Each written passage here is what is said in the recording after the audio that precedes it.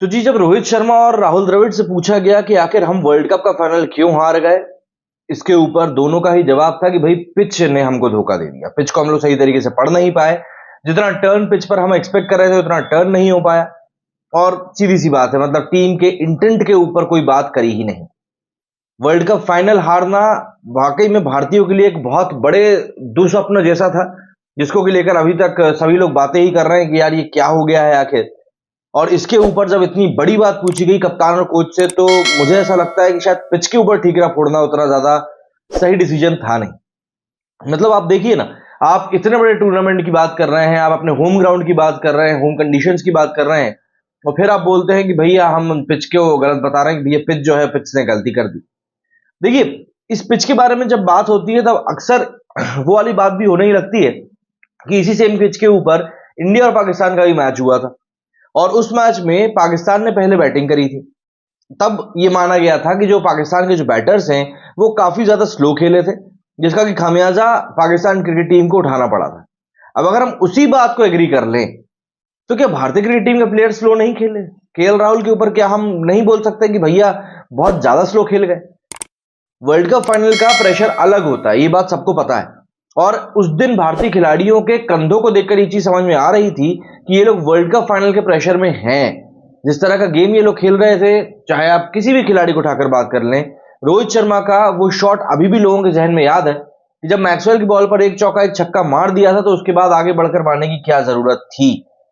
कई लोग हैं जो कि इस बात से मेरी नाराज हो जाएंगे कि यार रोहित शर्मा वैसे ही तो खेल रहा था, आप ऐसे कैसे उसके ऊपर उंगली उठा सकते हो। मैं जानता हूं कई लोग इस बारे में कहेंगे, लेकिन देखिए, वर्ल्ड कप फाइनल होता है, और वहां पर आपके खड़े होने की मौजूदगी ज्यादा अहमियत रखती थी।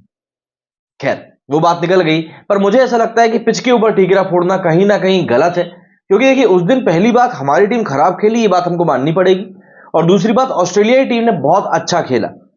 ऑस्ट्रेलिया टीम ने टॉस जीतकर बैटिंग करने के लिए पहले इंडिया को बुलाया, फिर उसके बाद जिस तरह से उन्होंने बैटिंग करी, और फिर जब हम लोग बात करते हैं इनकी बैटिंग की, तो यार मतलब इन्होंने भी तो उसी पिच के ऊपर बैटिंग करी ना।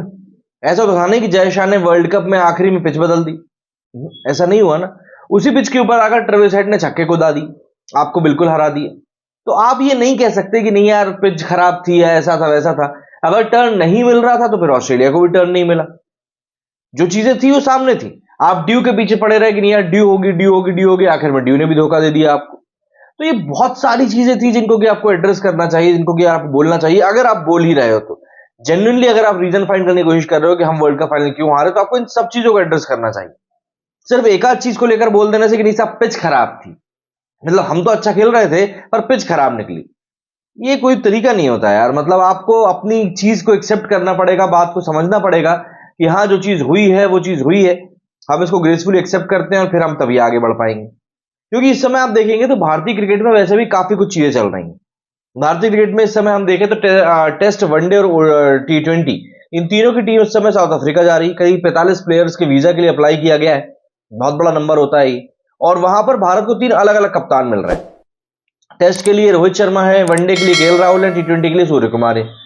वहीं पर जब सौरव गांगुली से बात करी गई तब उन्होंने बोला कि भाई भारत के लिए अगर रोहित शर्मा फिट खिलाड़ी हैं, तो रोहित शर्मा को तीनों फॉर्मेट में बिना किसी संकोच के लीड करना चाहिए, जिससे कि प्लेयर्स के माइंड में क्लैरिटी रहती। वरना आज सूर्य कुमार यादव T20 में कप्तानी कर रहे हैं, लेकिन उनको नहीं पता कि वनडे और टेस्ट में उनकी क्या अहमियत है, क्या जगह है उनकी। एक कप्तान होने के नाते इंसान की महत्वाकांक्षाएं भी बढ़ जाती हैं, ऐसे में कंफ्यूजन भी पैदा होता है। तो सौरव गांगुली का तो एविडेंटली कहना है कि भाई अगर रोहित शर्मा फिट है, खेल रहे हैं, तो उनको ही तीनों फॉर्मेट में कप्तान होना चाहिए। तीनों फॉर्मेट में अलग अलग कप्तान होने से होता यह है कि प्लेयर्स एडजस्ट काफी मुश्किल से कर पाते हैं, सामंजस्य बैठ नहीं पाता। और जब हम बात करते हैं इंडियन क्रिकेट टीम जैसी टीम की, जिसमें कि काफी बड़े बड़े दिग्गज खिलाड़ी मौजूद हैं, तो वहां पर तो इस चीज की संभावना और भी ज्यादा बढ़ जाती है। इसीलिए ये चीज लगातार बोली जा रही है कि भाई कप्तानी को लेकर चीज क्लियर हो, जो खिलाड़ियों को बार बार आराम दिया जा रहा है उसको लेकर क्लियर हो। क्योंकि जब नेशनल ड्यूटी की बात आती है तब लोग बोलते हैं भाई हमको आराम करना है, ये करना है, वो करना है। लेकिन जैसे ही फ्रेंचाइजी क्रिकेट IPL शुरू होता है, कोई खिलाड़ी आपको आराम करता हुआ नहीं दिखेगा।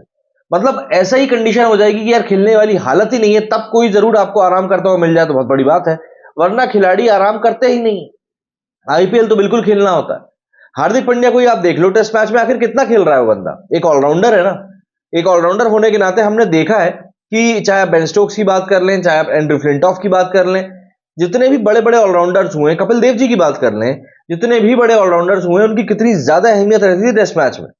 लेकिन हार्दिक पांड्या आपको मुश्किल टेस्ट मैच खेलता हुआ दिखाई देगा। क्यों? क्या कारण है उसका?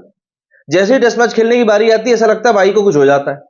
भाई जब आप अक्टूबर में इंजर्ड हुए हो और जनवरी तक आप रिकवरी नहीं कर पा रहे तो आपकी इंजरी तो बहुत ही बड़ी होगी, लेकिन आपकी कमबैक हो रही है साहब सीधे आईपीएल में।